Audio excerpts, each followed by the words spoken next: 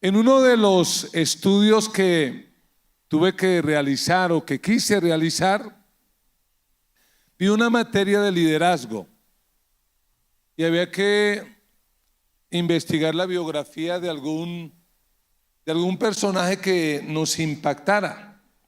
Y yo elegí a un personaje que siempre me había causado curiosidad y del que casi no sabía nada.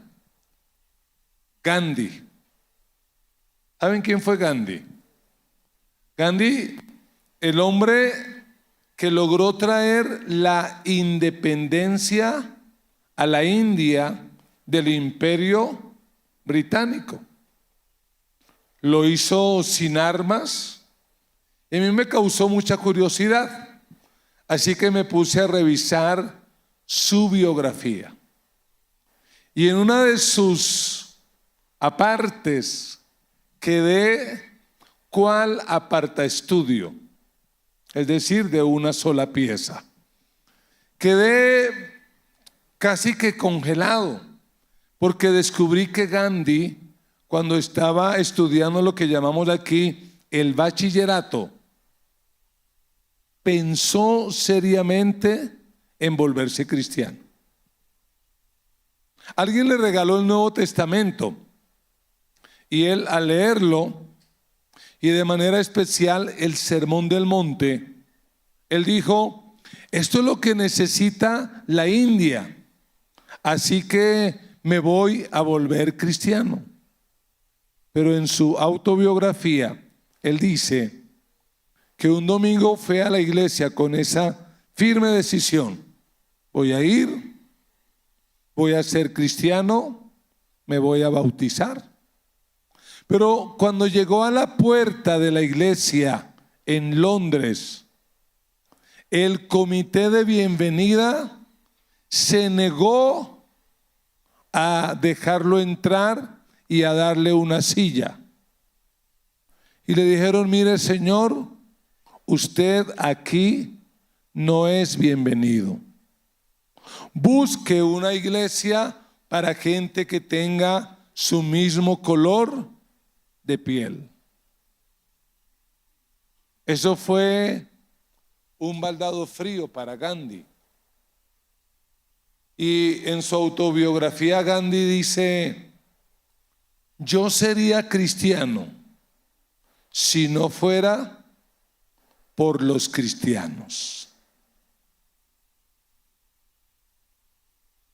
A mí Cristo me convence, pero los cristianos no me convencen. Así que él salió de ese lugar y nunca se hizo cristiano. ¿Por qué? Porque cuando fue a la iglesia, lo que vio no le gustó. ¿Y por qué les estoy contando esto? Porque en la Biblia, en la palabra de Dios, encontramos un relato muy similar, en donde Jesús fue al templo, pero lo que él vio no le gustó. Y quiero que abra su Biblia en Mateo capítulo 21, versículo 12. Y voy a leer en la Reina Valera, aunque a nosotros los millennials nos encanta la Nueva Traducción Viviente. Pero por amor a los que llevan 30 años aquí en esta iglesia y más, vamos a leer en la Reina Valera. ¿Están listos? Mateo 21, 12. Dice así: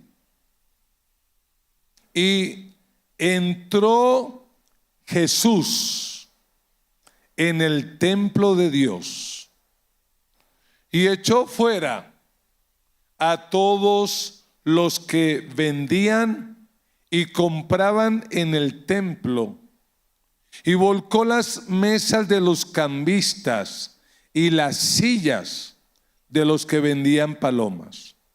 Y les dijo, ¿qué les dijo? Escrito está: mi casa, casa de oración será llamada, mas vosotros la habéis hecho cueva de ladrones. Y vinieron a él en el templo ciegos y cojos, y los sanó. Pero los principales sacerdotes y los escribas, viendo las maravillas que hacía, y a los muchachos aclamando en el templo y diciendo: Hosana al Hijo de David, se indignaron y le dijeron: ¿oyes lo que estos dicen? Y Jesús les dijo: sí. ¿Nunca leísteis? De la boca de los niños y de los que maman, perfeccionaste la alabanza. Y dejándolos, salió fuera de la ciudad a Betania y posó allí. Amén. Si usted nota, entre el testimonio de Gandhi y este relato hay algo muy parecido. Porque Mateo nos presenta que cuando Jesús va al templo, lo que él ve no le gustó. ¿Qué fue lo que Jesús vio en el templo que no le gustó y que produjo una reacción honestamente tan violenta? ¿Qué fue lo que Jesús vio en el templo? Usted es pastor, usted es líder, usted conoce la Biblia, ¿cierto? Pero lo que él vio es que al templo lo habían vuelto en una institución comercial. Algo así como diríamos en Colombia, en una plaza de mercado. Y cuando Jesús llegó allí, literalmente la sangre le hirvió. Y tal vez fue el acto profético más fuerte que hizo. Humanamente hablando, esto a Jesús le costó la vida, humanamente hablando, porque sabemos que a él no lo mataron, él entregó su vida, él vino por voluntad propia. Pero visto desde esa orilla, eso le costó la vida, porque se metió con la élite, se metió con la gente poderosa, con la primera línea de la religión judía, y eso le costó la vida. A la luz de este texto, hoy en una celebración tan linda, yo quiero que pensemos en la iglesia que Jesús quiere. Porque este texto nos va a ayudar a entender cuál debe ser la iglesia que nosotros debemos seguir plantando. Y yo quiero honrar hoy a sus pastores, porque personalmente yo sí creo que ellos han levantado una iglesia que agrada el corazón del Señor y que lo hace sonreír. Dios los bendiga por eso. De verdad que sí. Yo quiero que pensemos en 3 características, porque veo que aquí hay otros pastores y otros que van a ser pastores. Por ejemplo, el muchacho tiene ya cara de pastor, él no sabe, pero ya tiene cara de pastor. ¿Qué iglesia tenemos que levantar? 3 características, sencillitas, para que no nos demoremos hoy. La primera: la iglesia que Jesús quiere que nosotros plantemos tiene que ser una iglesia que prioriza a las personas. Y ayúdeme a predicar, usted como el líder de grupos familiares, mire al que está al lado como profeta y dígaselo: priorice a las personas. Si quiere, dígaselo de manera más clara, dígale: las personas son lo más importante. Y escuchamos el testimonio de esta dulce mujer diciéndonos eso: las personas son, para esta iglesia durante 30 años, las personas han sido y deben ser lo más importante. ¿Sí, amén? Denle un aplauso al Señor.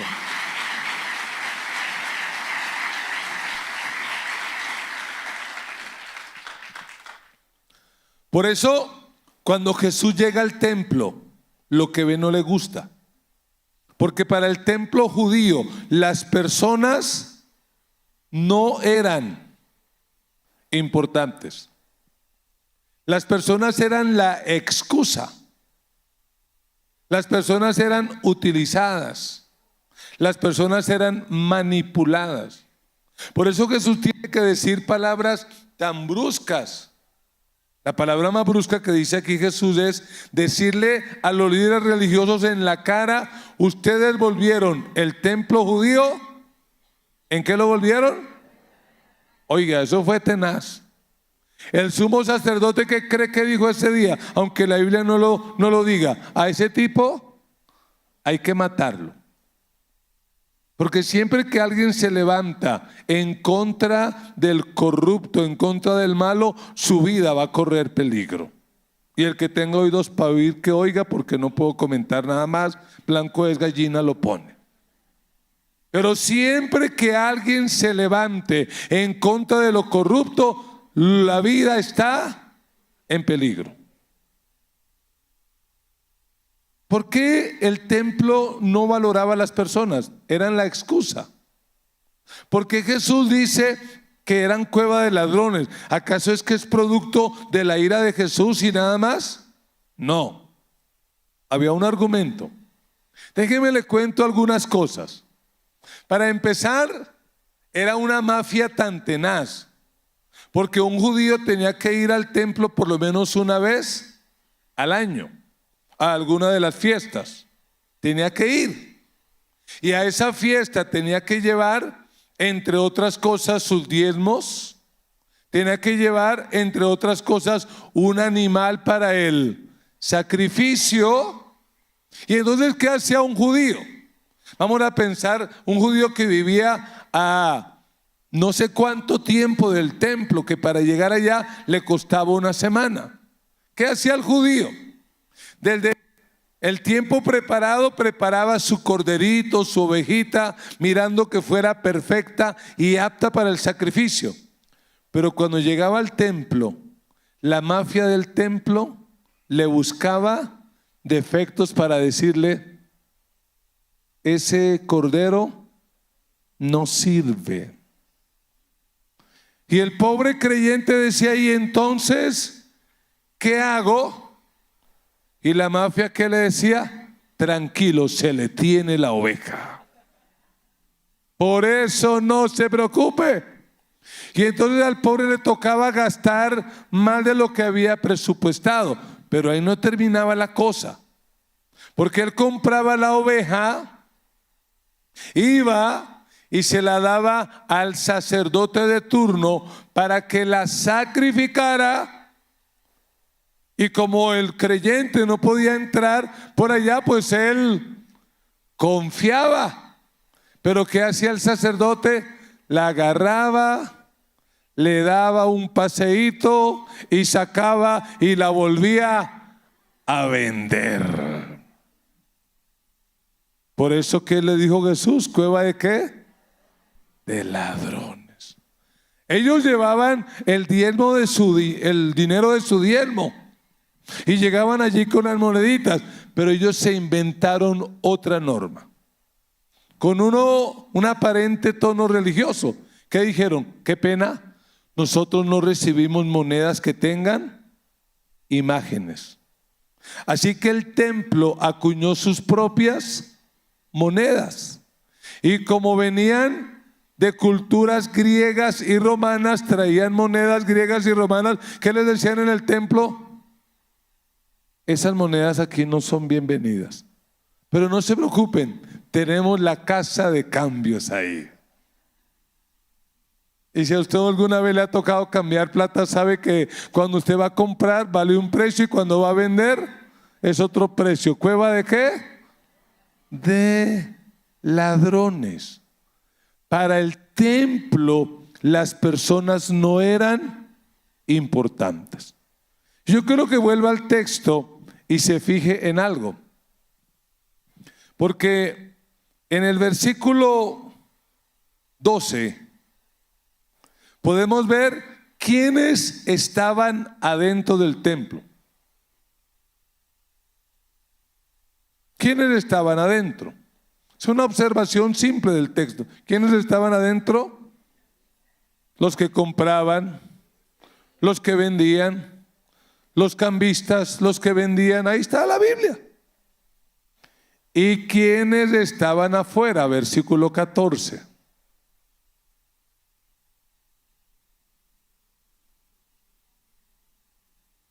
¿Quiénes estaban afuera? Pero literalmente menciona dos grupos. ¿Cuáles son?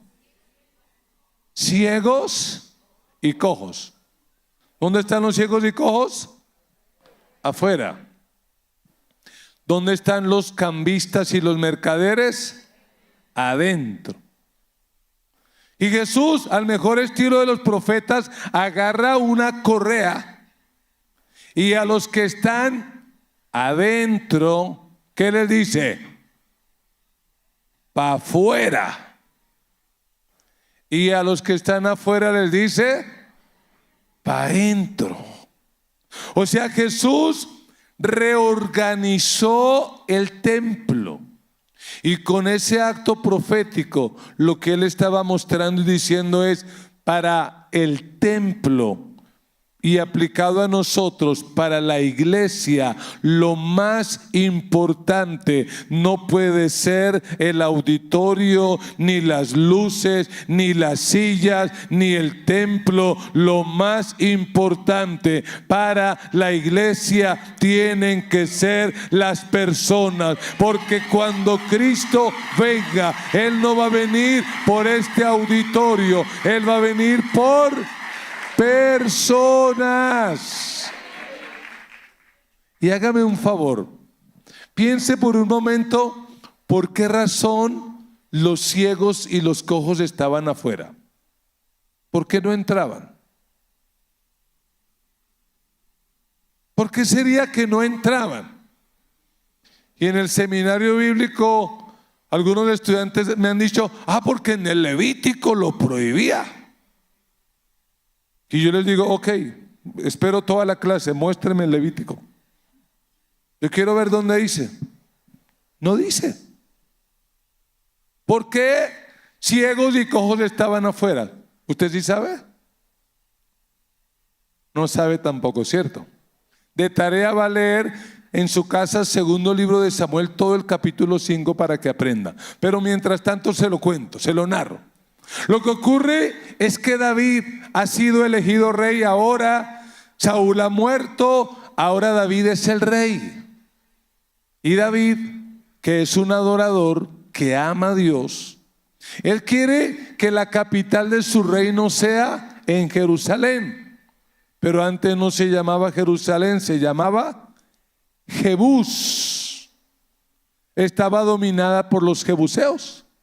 Y usted sabe que David era un hombre guerrero, pero era un hombre sabio.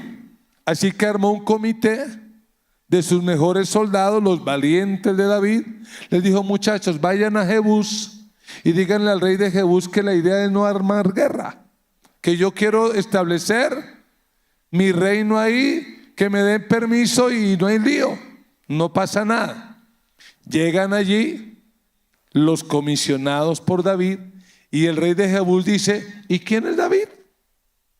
Yo a ese tipo no le voy a hacer caso. Y lo reta. Le dice: es más, si quiere dígale a ese tal David que venga. Para mí David es tan poca cosa, esto yo no me lo estoy inventando. Para mí David es tan poca cosa que lo voy a enfrentar con un ejército de ciegos y cojos, y lo voy a derrotar.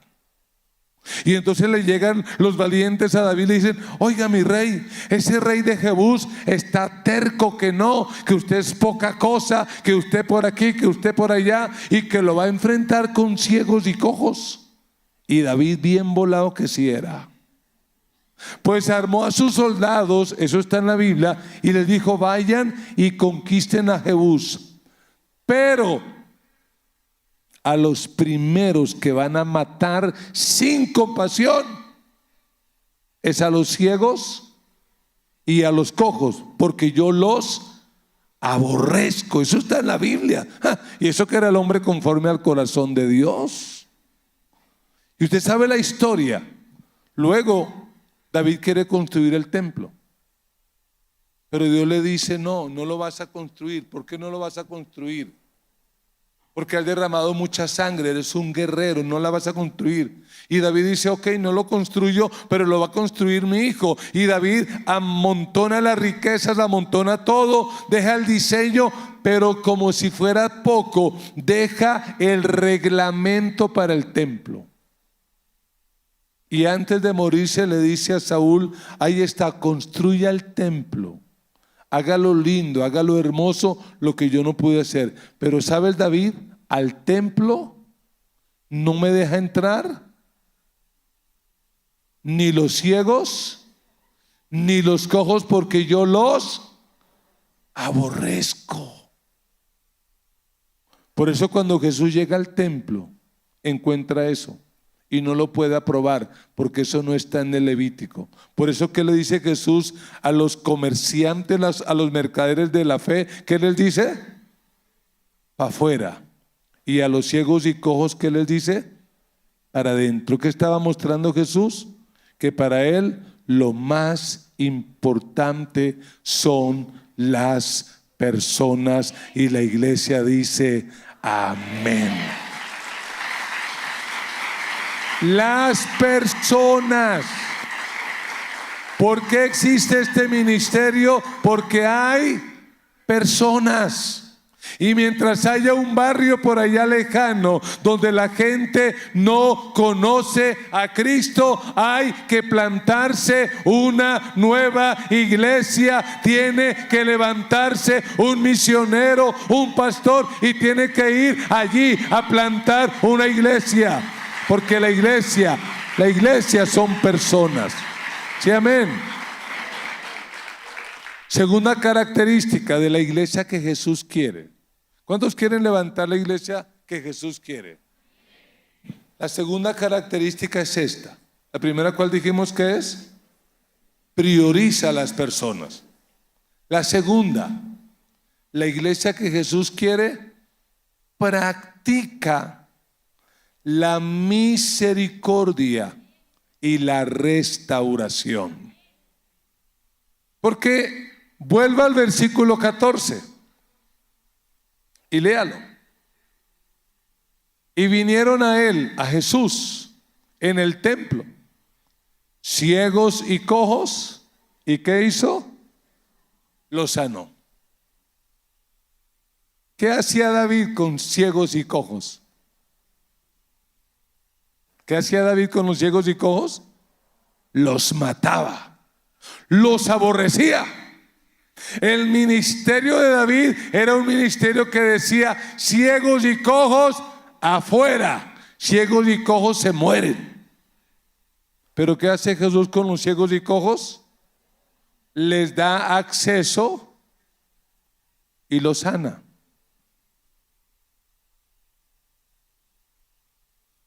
Jesús los deja entrar y los sana. Ahora piense y vuelva a releer los evangelios. ¿Quiénes eran los que, cuando sabían que Jesús iba pasando por un lugar, gritaban: Jesús, Hijo de David, ten misericordia de mí? ¿Quiénes gritaban así? Ahora tiene una razón. Los paralíticos no gritaban nada, pero ciegos sí. ¿Por qué? ¿Qué era lo que estaban diciendo a Jesús? Jesús, no hagas con nosotros como hizo tu antepasado David. David nos mató, David nos marginó, pero por favor tú ten misericordia de nosotros. ¿Y qué hizo Jesús con todos los ciegos que se encontró en el camino? Los sanó. La iglesia del Señor está llamada para restaurar, para dar nuevas oportunidades. para dar chance a aquel que se equivoca, para ayudar al que falla. La iglesia no puede ser el ejército que mata a sus soldados heridos. Y mira, así como pastores enseñemos lo que enseñemos, prediquemos lo que prediquemos, siempre en la comunidad habrá gente que falla. Siempre en los grupos familiares habrá gente que peca. La pregunta es: ¿qué vamos a hacer con ellos? Al mejor estilo de David, matarlos y excluirlos. A este grupo familiar no entran, porque este grupo familiar es de los santos de los últimos días.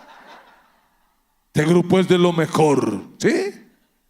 ¿Qué tenemos que hacer con esos ciegos y cojos espirituales? Hay que ir a buscarlos. Hay que ir a restaurarlos. ¿Acaso no fue Jesús el que dijo: ¿y quién es el buen pastor que aunque tiene 100 ovejas, pero si una se pierde, no deja las 99 y va a buscar la otra para restaurarla, para sanarla? Esta iglesia tiene que seguir siendo un lugar de restauración. Mira, la iglesia que Jesús quiere no es aquella donde nos reciben bien. Pastor, ¿cómo así que no? Mira, todas las iglesias que yo conozco a uno lo reciben bien. Bueno, la mayoría. La iglesia que Jesús quiere es aquella que aún si alguien algún día por alguna razón se va, esa persona que se va, que pueda tener en su mente la esperanza y decir: pero voy a regresar, porque yo sé que allá me van a volver a recibir, allá me van a restaurar, allá me van a amar. Pero hay de aquellas iglesias que cuando la persona dice: me voy, sí, te vas, pero te maldigo. Porque hay gente que hace eso. Qué lindo que aunque se vayan. Mire, yo llevo 33 años en la misma iglesia donde Dios nos colocó para plantarla. Y ha habido gente que se ha ido, pero ¿sabe lo que hemos hecho? Siempre que se va alguien, los bendecimos. Pero pastor, fulano de tal se rebeló y se llevó 5 grupos. No importa, lo bendigo.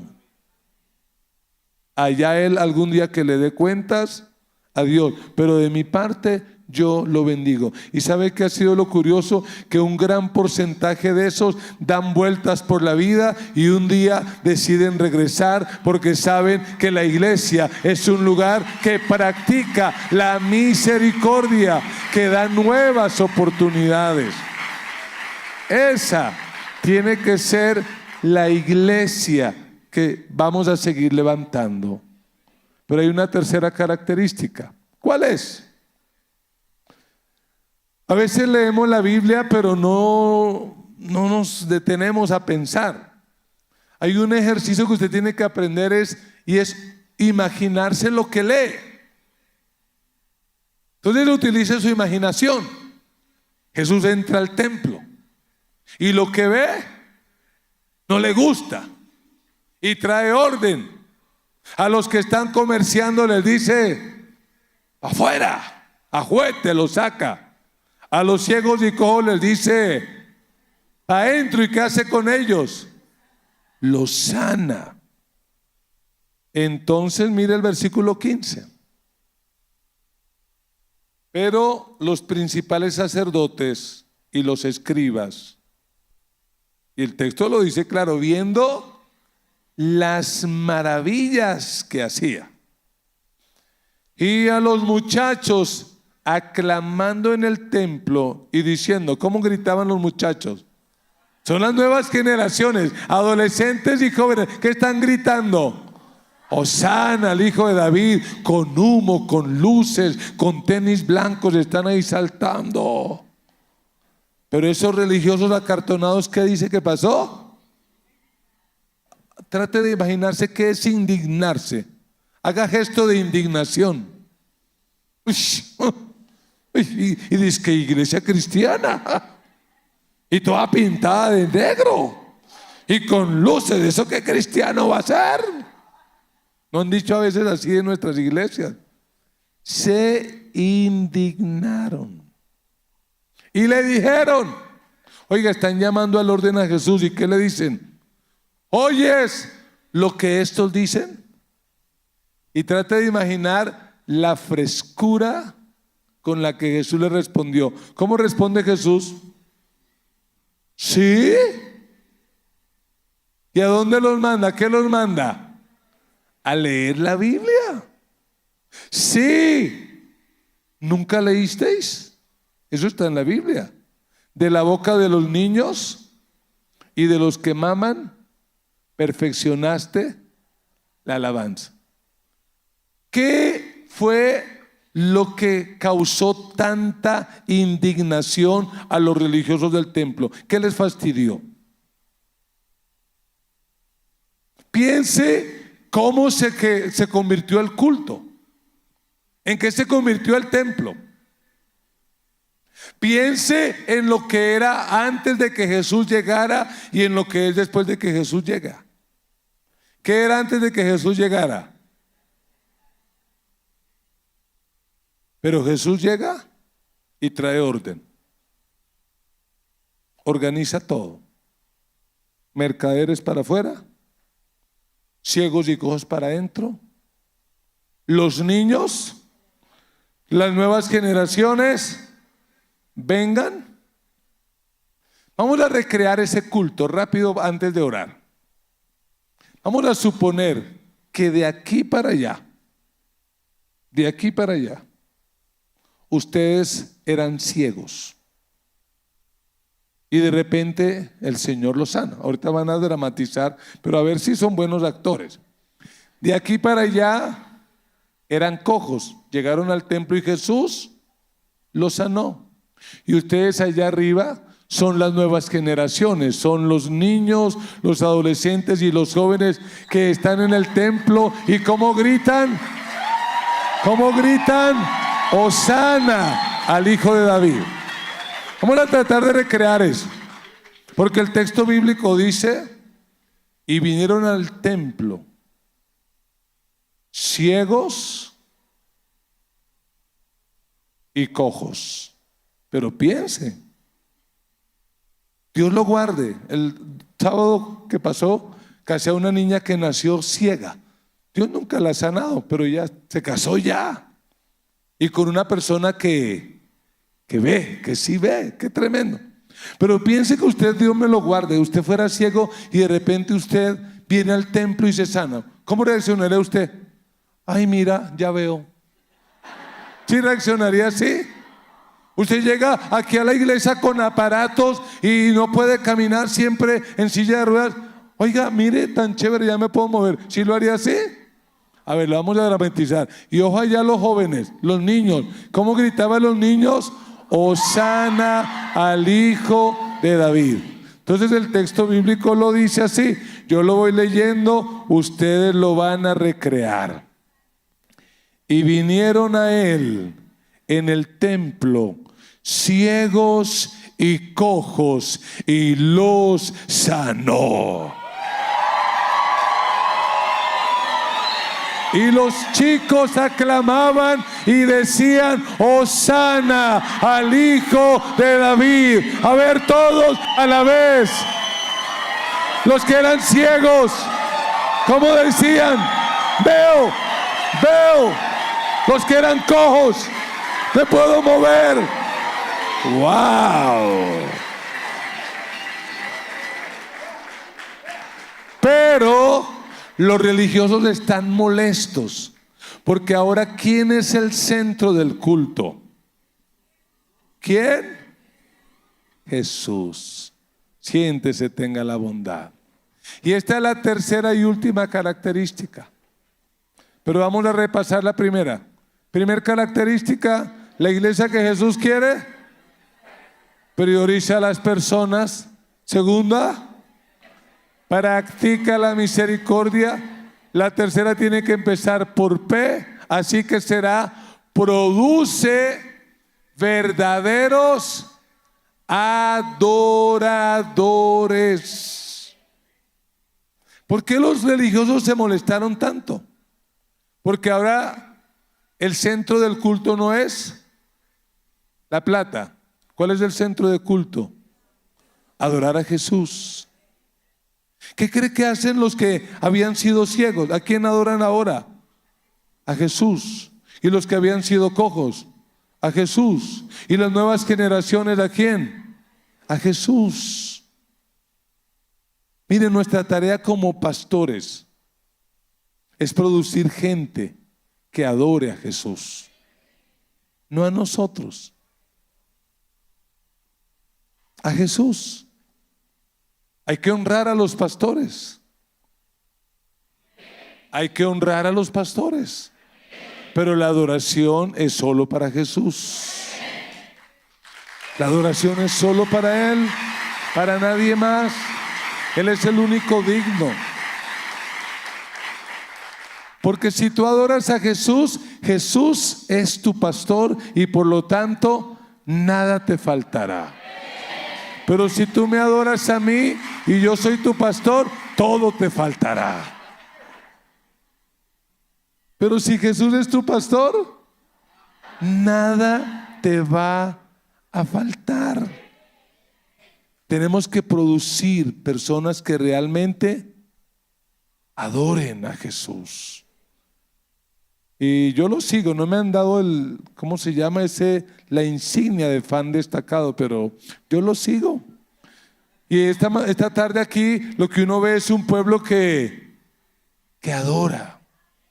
Y eso es lo que tiene que levantar esta iglesia, una comunidad que adore y exalte a Jesús, pase lo que pase, venga lo que venga. Que el Señor nos ayude a eso. Que el Señor nos ayude. 3 características. Número 1, dígale al vecino, predíquele el mensaje al vecino, dígaselo en segunda persona, prioriza a las personas. Número 2, dígaselo, practica la misericordia. Porque si no eres misericordioso, el día que falles, practica la misericordia. Y número 3, produce verdaderos adoradores. Gente no que te adore a ti, líder, sino que adore a Jesús.